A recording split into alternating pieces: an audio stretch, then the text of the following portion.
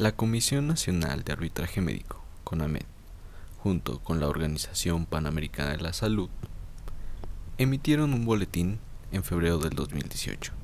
Dentro del boletín, llamó la atención la frase dicha por el psicólogo Arthur Elstein, que decía que entre el 10 y el 15% de las ocasiones se erra en el diagnóstico.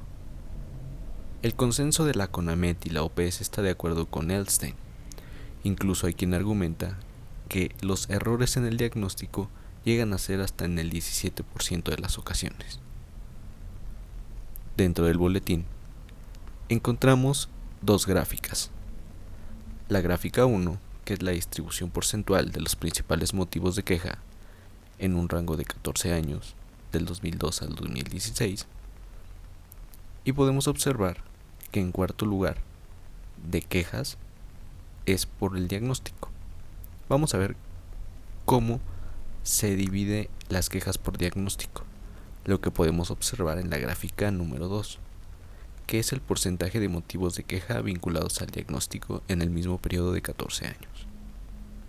Podemos ver que el diagnóstico erróneo es el primer lugar, seguido por el diferimiento en el diagnóstico, la falta de información y consentimiento al momento del diagnóstico, la omisión del diagnóstico, el diagnóstico inoportuno y el diagnóstico innecesario.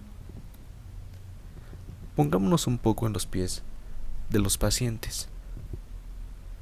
Viendo estas cifras, es preocupante que cuando acudamos a un profesional sanitario, no sabemos si el diagnóstico está siendo el correcto y por ende el tratamiento. Pero, nosotros como profesionales sanitarios, ¿cómo podemos diagnosticar mejor? Aquí, en Medicina Integral, te proponemos una serie de pasos para un correcto diagnóstico. Identificar el problema.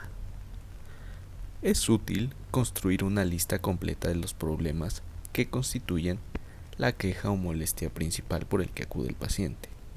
Es importante además añadir otros signos o síntomas agudos, las alteraciones que encontremos en la exploración física, pruebas de laboratorio con datos anormales previas, algunos problemas crónicos y antecedentes relevantes tanto personales como heredofamiliares. Los problemas con probabilidad de estar relacionados deberán agruparse en conjuntos para identificar con exactitud el problema cuando se evalúe al paciente. Marcar los diagnósticos diferenciales. Los médicos suelen memorizar largas listas de causas o diagnósticos para varios problemas, pero esto no siempre es práctico. En lugar de eso, se sugiere, o es preferible, usar algún tipo de marco que englobe el problema específico, y de esta manera organizar los diagnósticos diferenciales en subcategorías que son mucho más fáciles de recordar y que tienen mayor utilidad clínica.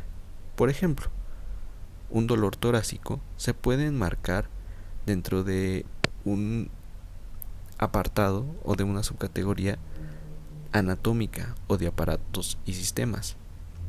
En cambio, los síntomas que pueden tener diagnósticos diferenciales más amplios, como por ejemplo la fatiga, se pueden enmarcar en subcategorías como las fisiológicas o bien a partir de puntos pivote que veremos más adelante.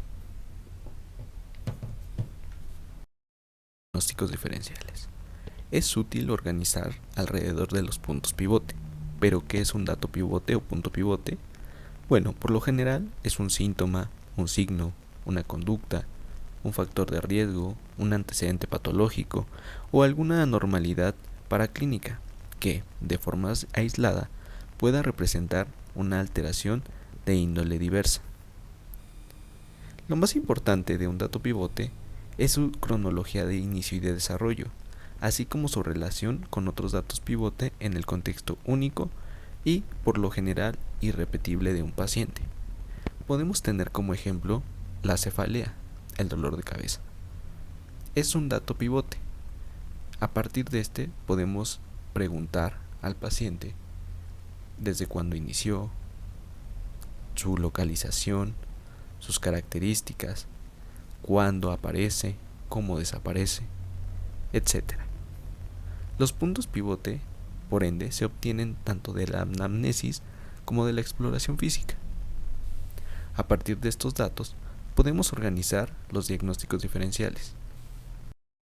Identificación de los puntos pivote, le es posible al médico limitar un diagnóstico diferencial muy complejo, completo y extenso en un conjunto más enfocado de diagnósticos diferenciales que sean pertinentes para un paciente en particular. Los probables, es decir, buscar datos clínicos que apunten al diagnóstico que sea más probable. Es recomendable enfocarse en los hallazgos positivos, sobre todo en los hallazgos muy específicos, ya que estos sugieren fuertemente un diagnóstico en específico, porque rara vez se observan en pacientes que no presentan la enfermedad. Es decir, funcionan como las huellas dactilares de una enfermedad. Es importante no dejarse engañar por los hallazgos negativos. Esto quiere decir que si vemos que un signo no está presente, no por eso debemos descartar la enfermedad. Esto es importante porque aún en diagnósticos diferenciales cortos, no todos los diagnósticos tienen la misma probabilidad o la misma importancia. Existen 4 estrategias que sirven para ordenar, jerarquizar o priorizar el diagnóstico diferencial en un problema determinado. Estos son la probabilística, la pronóstica y la pragmática. La estrategia probabilística es cuando se consideran todas las causas conocidas con la misma probabilidad y al realizar una prueba simultánea para todas ellas. Esta no suele ser una estrategia útil. La siguiente estrategia es la estrategia probabilística, donde se consideran primero los trastornos más probables, es decir, aquellos que tienen mayor probabilidad desde antes que se aplique una prueba, como la probabilidad de que esta enfermedad esté presente antes de realizar pruebas adicionales. La siguiente es la estrategia pronóstica, donde se consideran primero los diagnósticos más graves. Por último, tenemos la estrategia pragmática, donde se consideran primero los diagnósticos que más responderían a un tratamiento.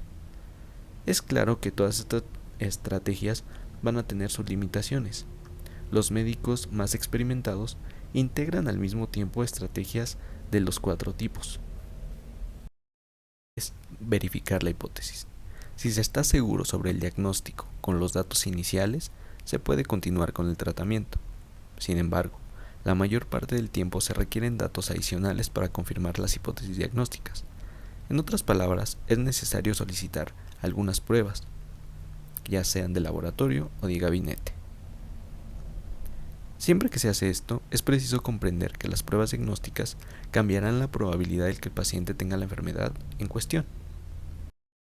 Analizar si es necesario. Esto es si los datos del laboratorio o gabinete contradicen tu hipótesis diagnóstica.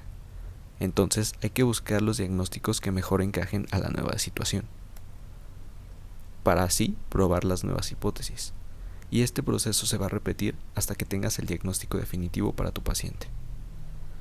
Pero dime, ahora, ¿cómo es tu proceso para llegar a un diagnóstico? Déjamelo en la caja de comentarios para que todos lo podamos leer y comentar.